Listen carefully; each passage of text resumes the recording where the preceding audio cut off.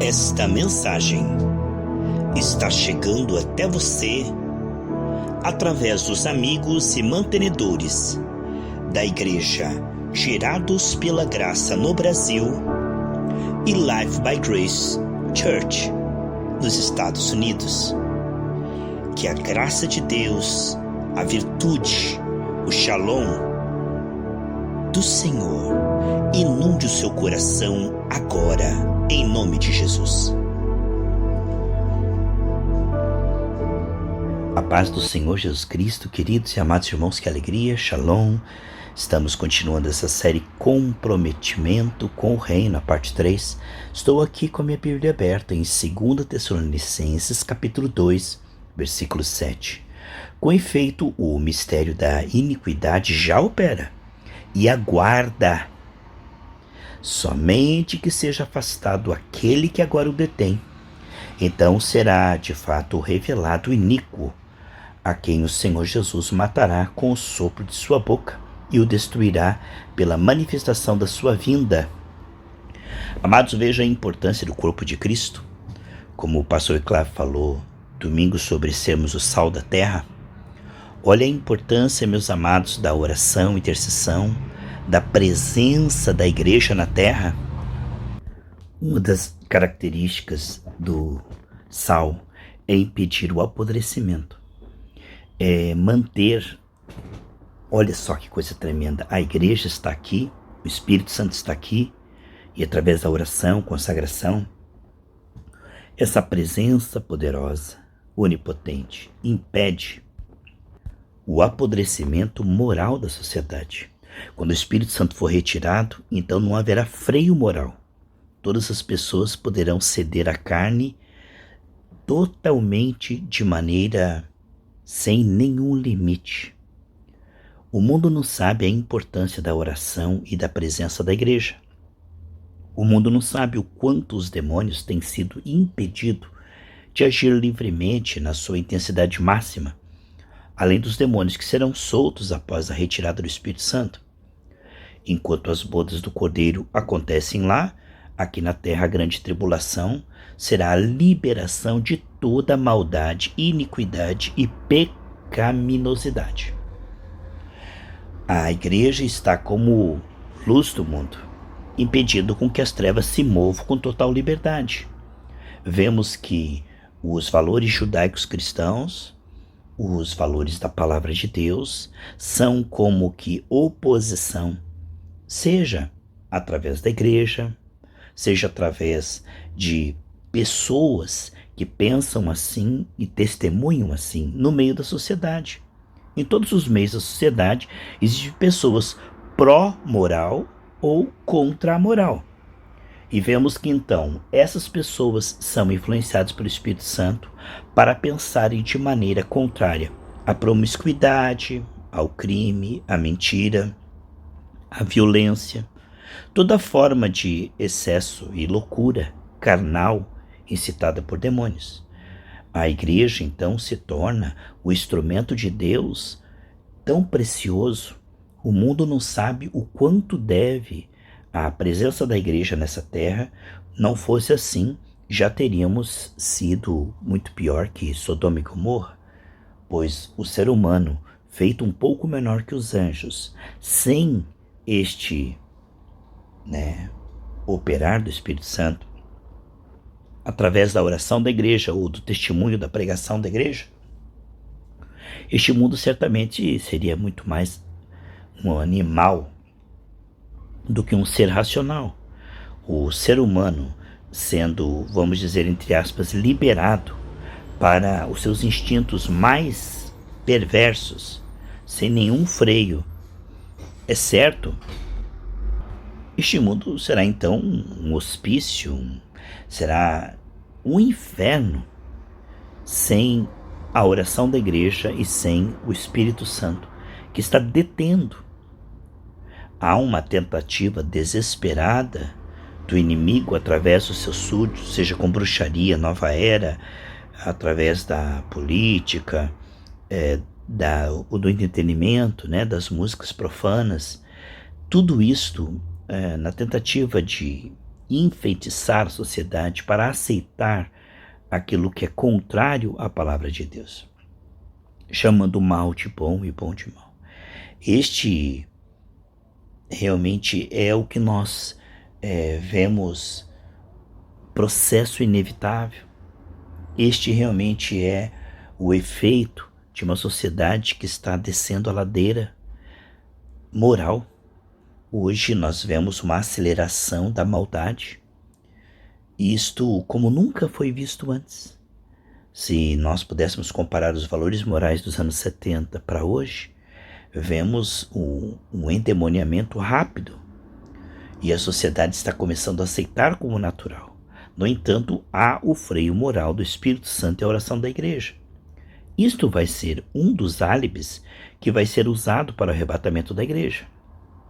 Este povo atrasado, que impede o governo mundial e a liberação de toda alegria e paz no pecado. Este povo que estava sempre com valores contrários, retrógrados, com valores cheios de preconceito. Então, este povo foi retirado para outros planetas para ser doutrinado, porque eles estavam impedindo o avanço e o progresso da alegria, da paz em Cristo. Vemos então que o ser humano estará liberado para ser destruído.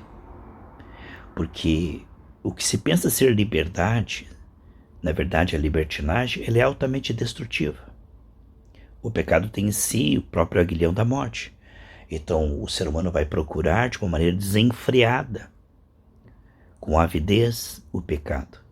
E poderá fazê-lo no tempo da grande tribulação. Claro que haverá as pestes, haverá as feridas, haverá a convulsão da natureza, que não vai aceitar isto, né? Retirado o sal, então logo começará a deterioração moral, o apodrecimento da sociedade e seus valores.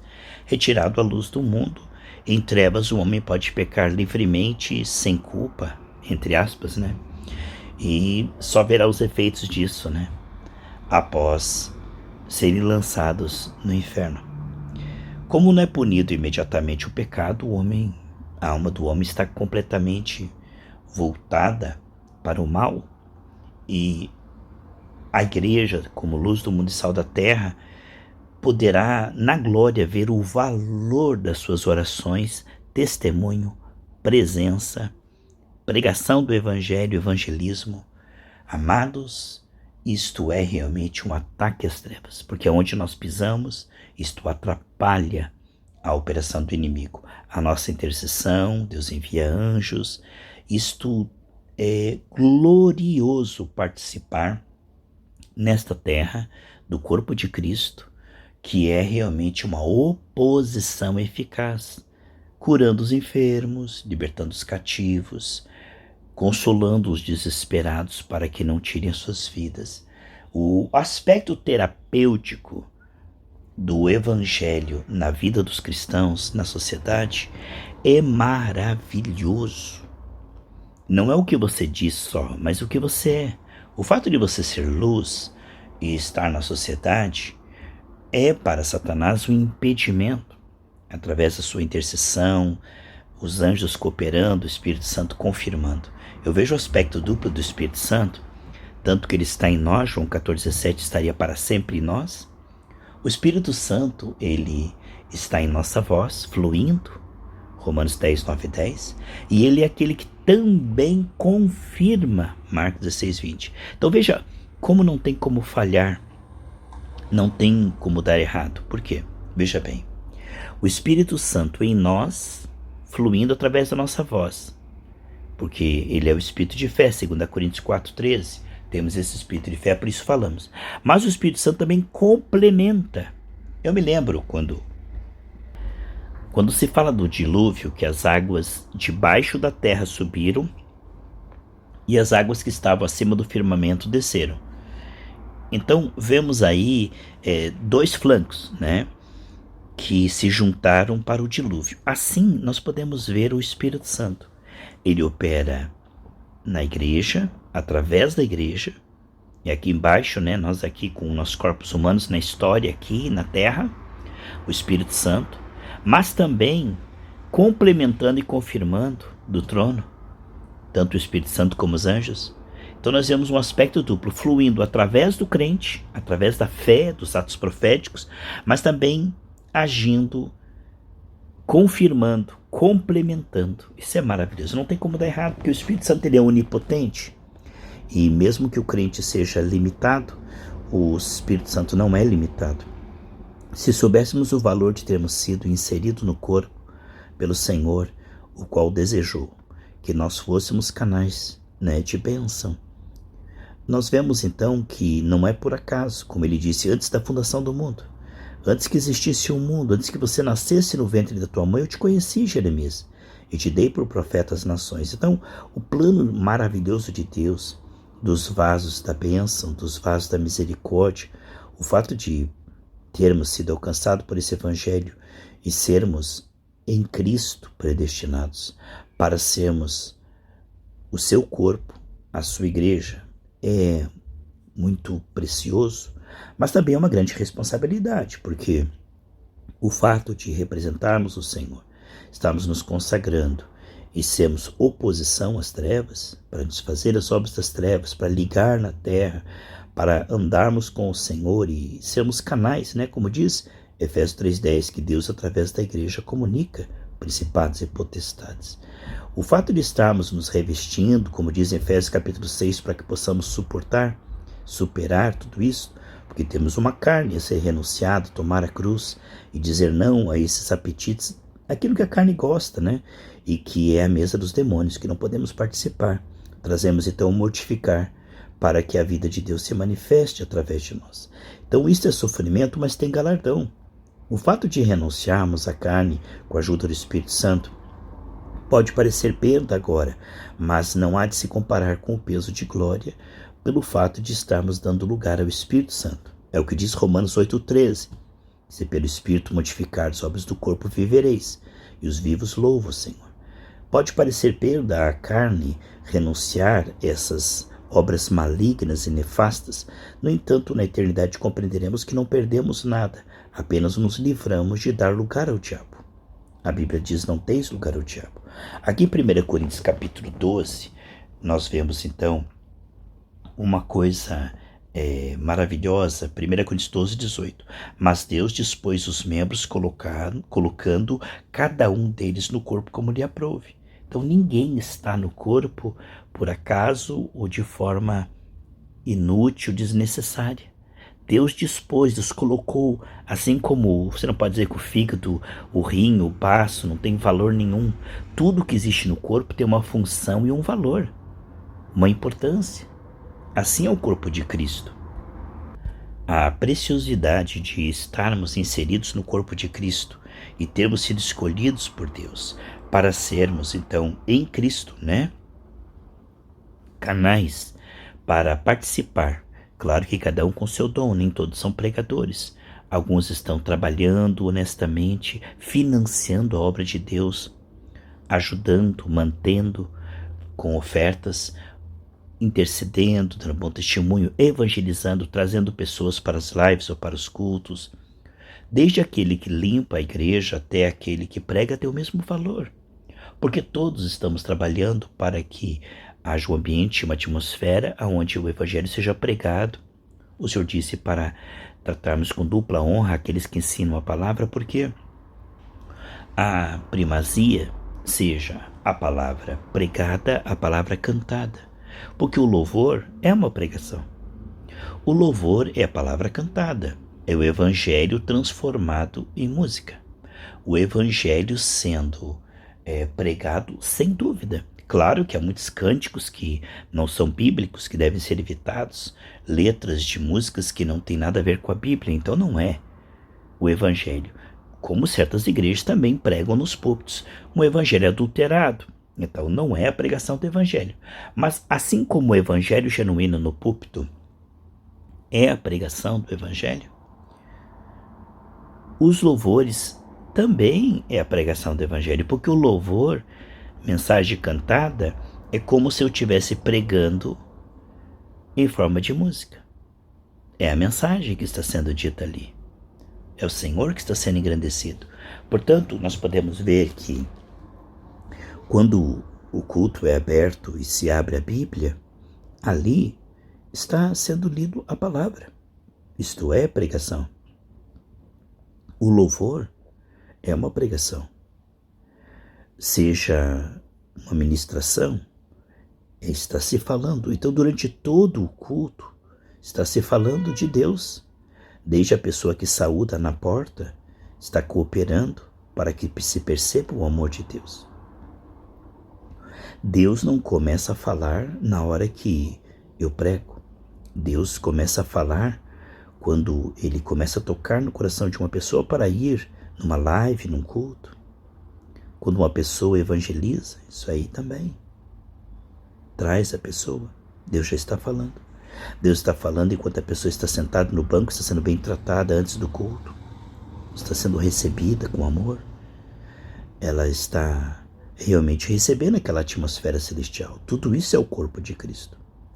O corpo de Cristo, então, ele se manifesta de todas as maneiras, desde que a igreja esteja limpa, para que a pessoa chegue ali e se sinta bem, né?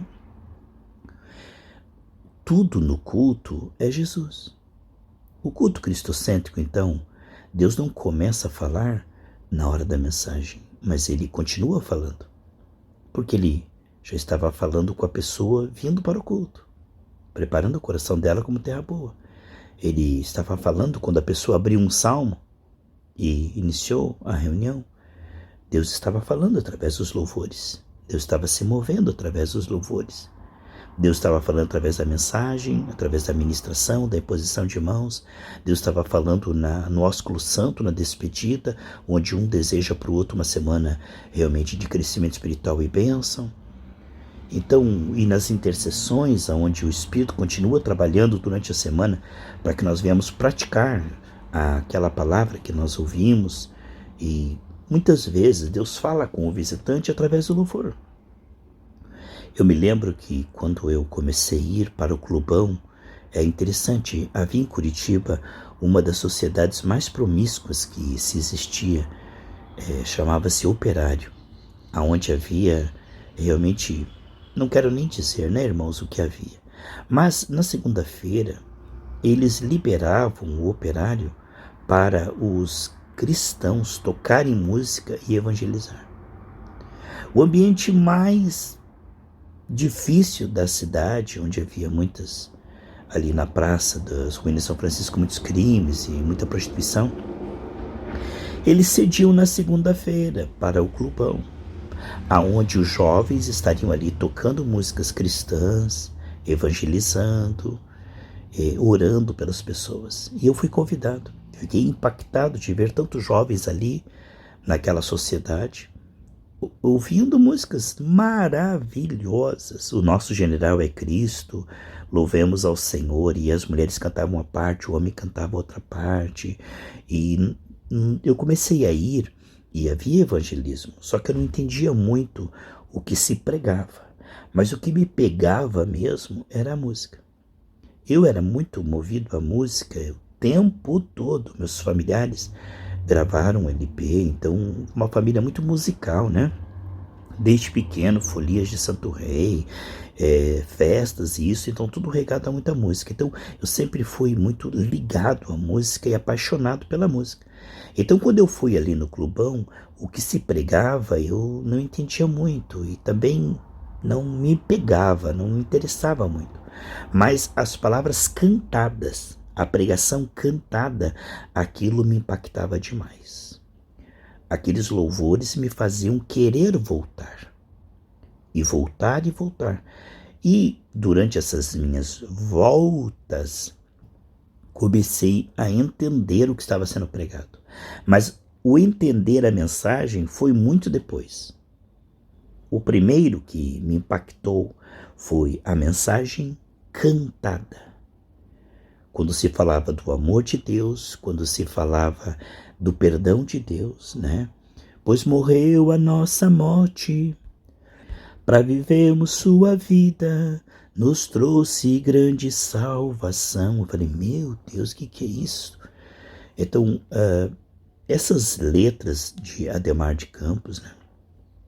Esses louvores, como naquele tempo Senhor formoso és, eram pregações, sim, pregações cantadas, que tinham um valor para puxar as pessoas estarem ali e depois ouvirem o evangelismo também. Preparavam o coração para que os demônios se afastassem e ficassem como uma terra boa para ouvir a pregação. Me lembro que num desses eventos houve um rapaz todo vestido de punk, né? Todo cheio de correntes e todo assim. Ele estava com roupa de couro muito diferente. Ele era igualzinho àqueles que estavam ali. Eu penso que a gente precisa realmente não ser igual. Hoje eu penso diferente, sabe, irmãos? Hoje eu acho que você não tem que se parecer com o mundo para evangelizar o mundo. Mas aquele rapaz, ele parou no meio das ruínas de São Francisco e se juntaram um monte de punks ao seu redor, né? Para ver o que aquele punk tinha para dizer. E ele estava ali com a sua banda punk, né? E estava cheio de punks à sua volta. Então ele falou como um punk, sabe? Ele falou: vocês querem curtir a vida e serem felizes, né? Vocês nunca vão encontrar essa alegria, essa paz na droga. Vocês nunca vão me encontrar. Somente em Jesus Cristo na sua veia. Somente Jesus Cristo é que pode. Eu fiquei impactado de ver como Deus teve misericórdia e alguns punks foram para frente, dobraram o seu joelho e receberam a Cristo, porque estavam decepcionados e cansados e entediados e infelizes mesmo, e receberam Jesus. Eu falei, meu Deus, que coisa tremenda. É óbvio que aquele punk, com o tempo, ele vai se tornar uma pessoa que vai pregar o evangelho, né, parecido com Cristo, eu penso assim. Mas olha como Deus operou na vida daquele punk para alcançar outros punks que talvez nem fossem ali naquela praça. Se não fosse um punk que estivesse ali com uma banda punk. Não que eu esteja incentivando, meus irmãos, você está entendendo? Só estou contando o que aconteceu na minha vida. Hoje eu jamais faria um culto punk para alcançar os punks, né? Jamais. Eu não penso dessa maneira hoje, 30 anos depois.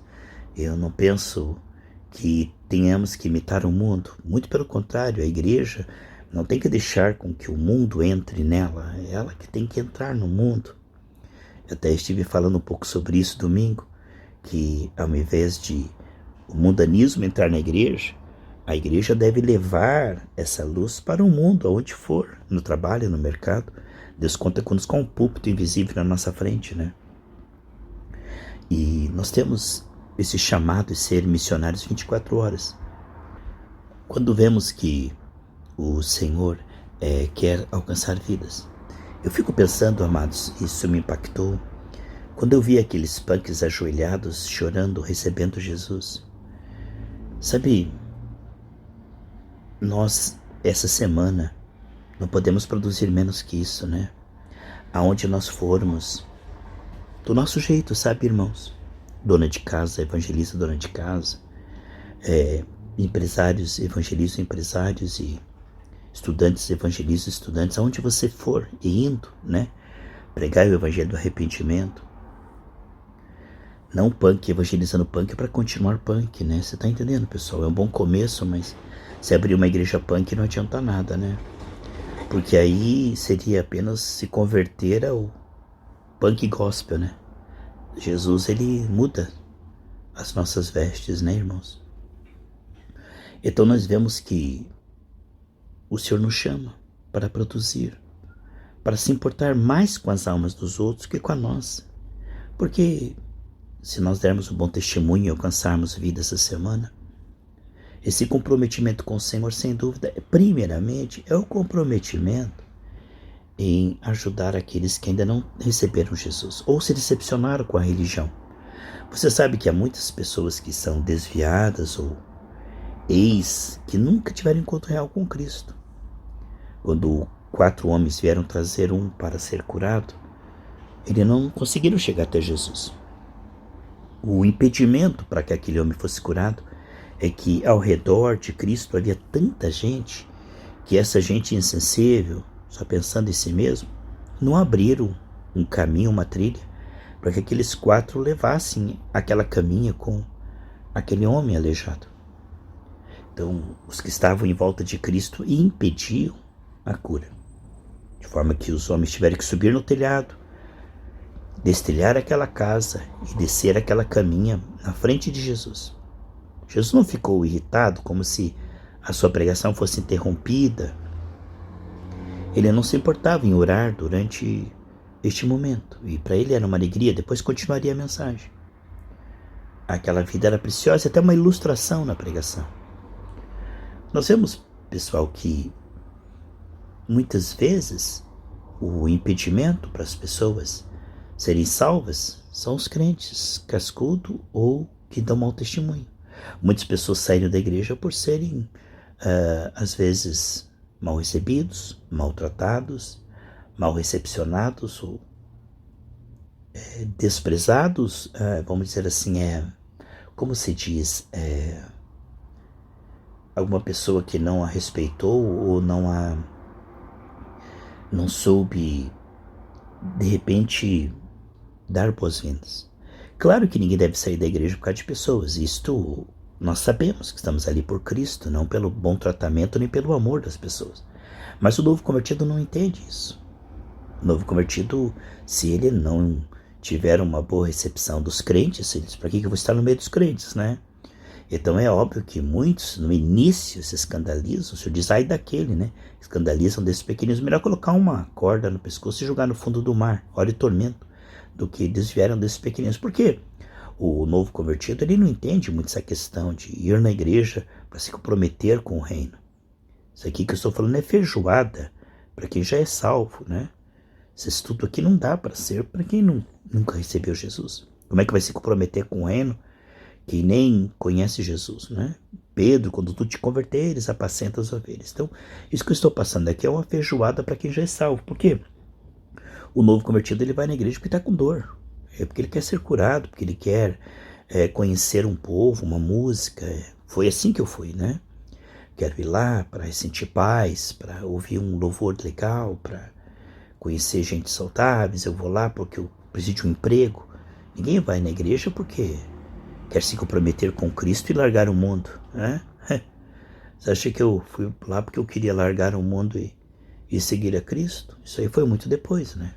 Que eu me apaixonei por Jesus. Um homem achou um tesouro encontrado no campo e vendeu tudo que tinha e comprou aquele campo. Então, é óbvio que Deus sempre dá mais do que nós pedimos ou pensamos. Saul foi buscar jumentos perdidos de seu pai e Samuel falou, olha, você veio aqui para buscar jumentos, mas Deus quer te ungir rei de Israel. Então a pessoa vai na igreja apenas para buscar uma cura, uma provisão, e de repente ela acaba se entregando a Cristo, se arrependendo e recebendo vida eterna. E isto é muito mais, né? Deus sempre pensa mais. A mente do Senhor é muito acima de Isaías 55, muito mais elevada que a nossa. Mas se no fato de que o novo convertido entra na igreja e ele não receber uma oração de libertação, se ele não tiver aqueles demônios afastados, se ele não receber um alívio, ele não vai voltar. Se ele não sentir o poder de Deus, ele não vai voltar.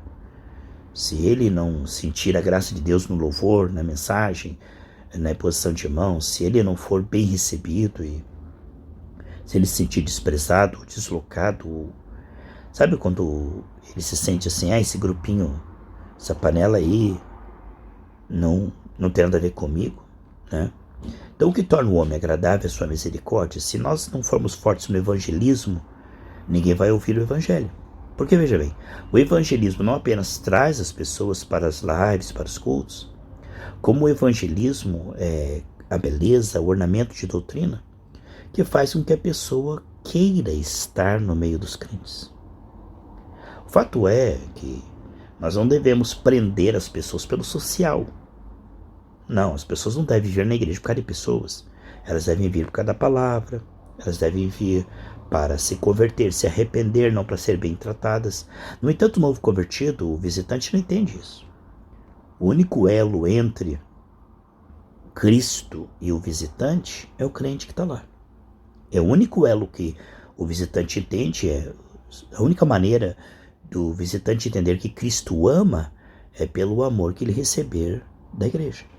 É o único jeito deles entenderem que Cristo cura, liberta, é quando o crente põe a mão e eles são libertos. O Senhor nos chama de cartas vivas por isso, porque as pessoas estão lendo, né? Então o evangelho demonstrado é o primeiro contato do crente com o ímpio, é através do testemunho.